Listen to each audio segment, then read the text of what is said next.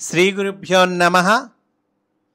మన సంస్కృతి ఈ గ్రంథములో పాశ్చాత్య దేశములలోని సాధకులు కొందరు భారతీయ సంస్కృతిని గురించి అడిగిన ప్రశ్నలకు మాస్టర్ ఈకే గారు అందించిన సమాధానములను పొందుపరచటము జరిగినది. అటువంటి ఈ గ్రంథమును మనము అధ్యయనం చేస్తూ ఉన్నాము. అందులో భాగంగా ఈరోజు ప్రశ్న: మతములలో మొక్కలను, పాములను, పక్షులను ఆరాధించు పద్ధతి కలదు. ఇది ఆదిమ మానవుని లక్షణముగా ఎంచవచ్చునా, లేక ఇంతకంటే నిగూఢమైన విషయము మనము అర్థము చేసుకొనదగినది ఏదైనా ఉన్నదా?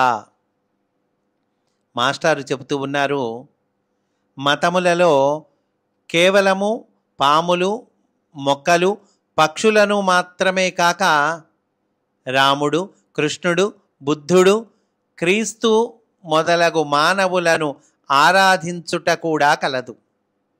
ఆరాధనా మార్గమున ప్రతి ఒక్కడు మిగిలిన వారికన్నా భిన్నమైన విధముగా అర్థము చేసుకొనును. గూఢార్థమున ఆరాధనమనగా కార్యజగత్తు ద్వారా కారణ జగత్తును తెలుసుకొని ఆ జ్ఞానమును మానవాళి శ్రేయస్సు కొరకు సద్వినియోగపరచుటయే. అంటే కార్యజగత్తు పైకి కనిపించేటువంటిది, మన వ్యవహారం నడుస్తూ ఉన్నటువంటి ఈ జగత్తు ఉందే, దీని ద్వారా కారణ జగత్తు, దీనికి కారణమైనటువంటి జగత్తు ఏదైతే ఉందో దానిని తెలుసుకోవటము.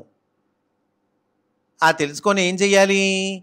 ఆ జ్ఞానమును మానవాళి శ్రేయస్సు కొరకు సద్వినియోగపరచుటయే. ఈ భూమిపైనున్న ప్రతి జీవి యొక్క భౌతిక శరీరము మరియు ప్రాణమయ తత్వము ద్వారా ప్రకృతి యందలి అవ్యక్తమైన అంశములు బహిర్గతముగా వింపబడుచున్నవి.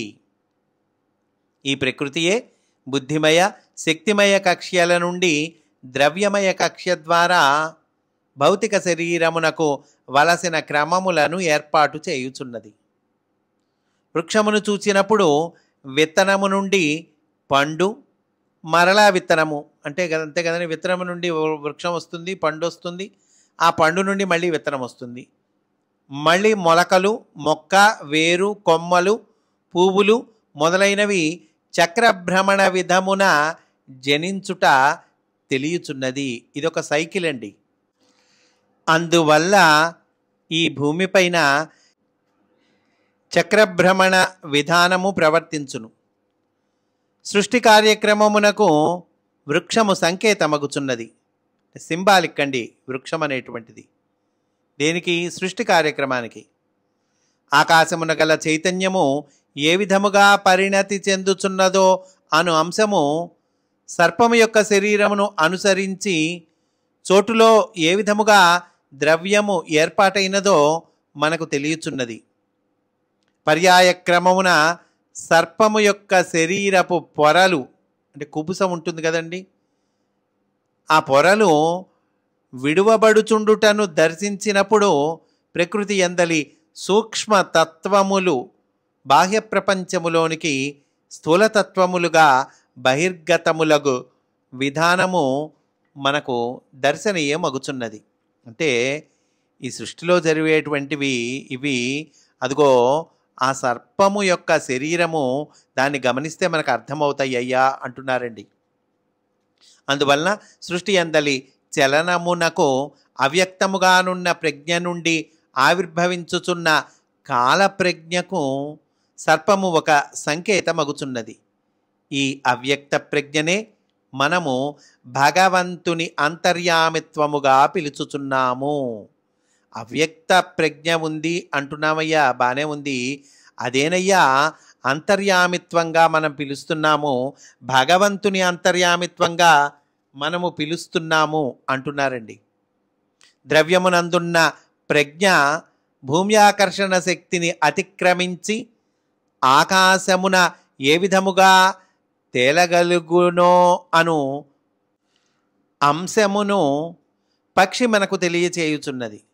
కనుక ద్రవ్యముపై ఆత్మ యొక్క ఆధిపత్యమును ప్రకృతిని పరిశీలించు శాస్త్రజ్ఞునికి నిరూపించుటకు పక్షి ఒక చక్కని పరికరముగా గ్రహింపబడినది. ఇటువంటి అసాధారణ కారణముల వలన ప్రాచీన కాలానికి చెందిన ప్రకృతి శాస్త్రజ్ఞులు వీటిని సంకేతములుగా స్వీకరించిరి. అదండి ఇంతకీ ఈ పక్షిని కానీ లేదా పామును కానీ లేదా ఇంకో జంతువుని కానీ ఇంకో దాన్ని కానీ దేనికి స్వీకరించారు అనంటే గనక సంకేతములుగా అంటే సింబాలిక్గా స్వీకరించిరి అంటున్నారు. శాస్త్రీయ దృక్పథము కలిగిన కాలము గడిచిపోయిన తర్వాత ఇవి కేవలము విగ్రహములుగా మాత్రమే మిగిలినవి. ప్రతి మతమునకు సంబంధించిన సంకేతము కూడా ఒక శాశ్వత సత్యముతో కూడి ఉన్నది. కానీ ఈ సత్యము అజ్ఞానము, మూఢనమ్మకము, సందేహము అను పొట్టుతో మరుగున పడి ఉన్నది అంటున్నారు.